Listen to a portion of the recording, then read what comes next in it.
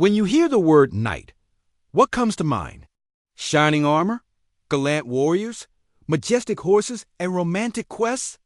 The Middle Ages gave birth to 1,000 myths and legends, and none are more glorified or misunderstood than the medieval knight. But beneath the polished armor and lofty oaths, history tells a much grittier, more human story. Today, we're peeling back the layers of myth and stepping into the mud, blood, and politics of the real medieval world. These are 10 facts you didn't know about medieval knights, and by the end, you'll never see them the same way again. Before we dive into the facts, don't forget to hit that like button and subscribe to the channel. It really helps us bring more hidden history to light. Fact 1. Knights were not born noble. Many bought. Their way in popular belief paints knights as noble-born warriors, sons of lords, raised in castles and trained from youth in the art of war. While that was true for many, the rigid structure of knighthood began to crumble as wealth spread out by the 13th century.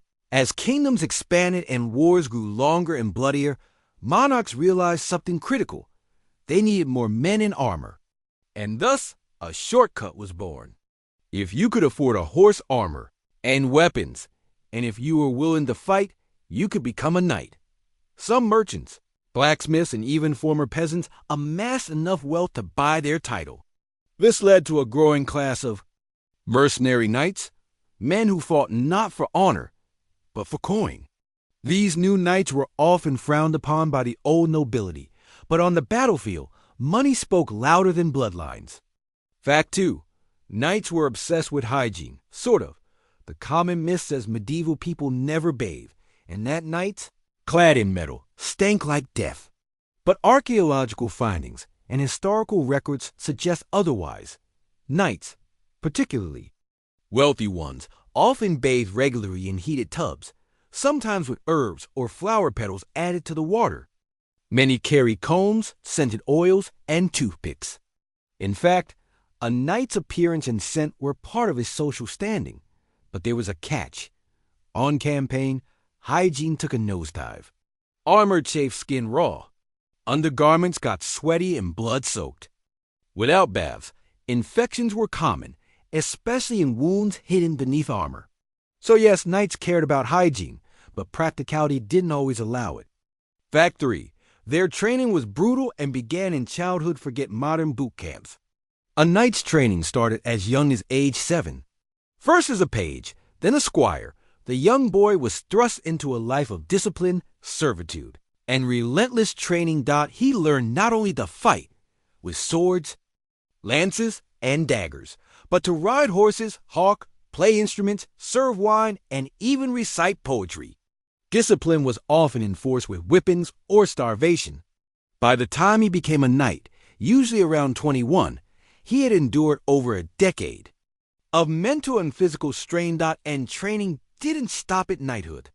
Tournaments were deadly games where real injuries, even deaths, occurred. It was entertainment. It was preparation for war.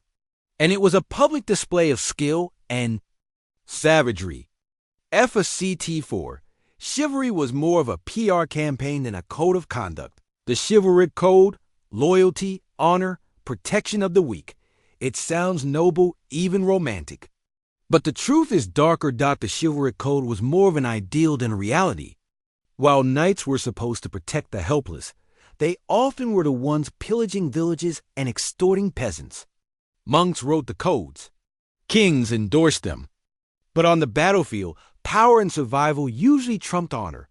Chivalry served a purpose. It justified violence. It gave knights a moral framework that made war seem righteous. Think of it as medieval propaganda, an image to polish a blood-soaked reality.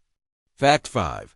Their armor was not as heavy as you think, and they could run in it. Hollywood loves showing knights as clunky, immobile tin cans. But real medieval armor, especially by the late 15th century, was a marvel of engineering. Full-plate armor weighed between 20 to 25 kilograms, 45 to 55 pounds, distributed evenly across the body.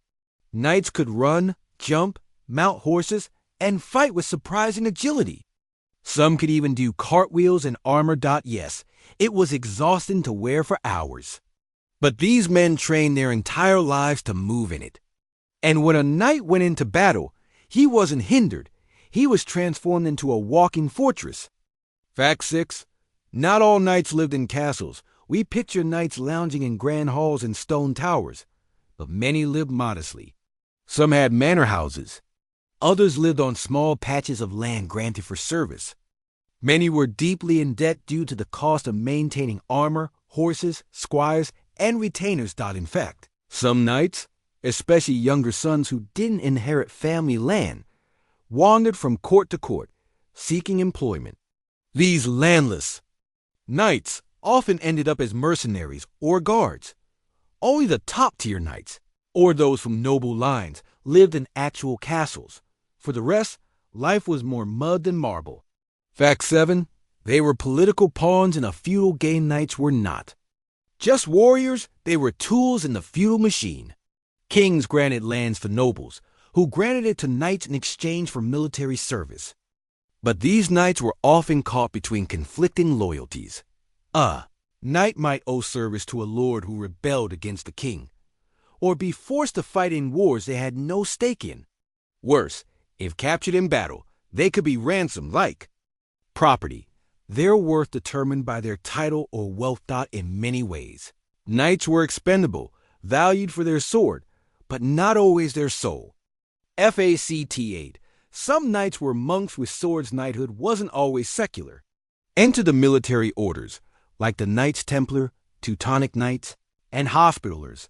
These men took religious vows of poverty, chastity, and obedience, yet wielded swords in the name of God.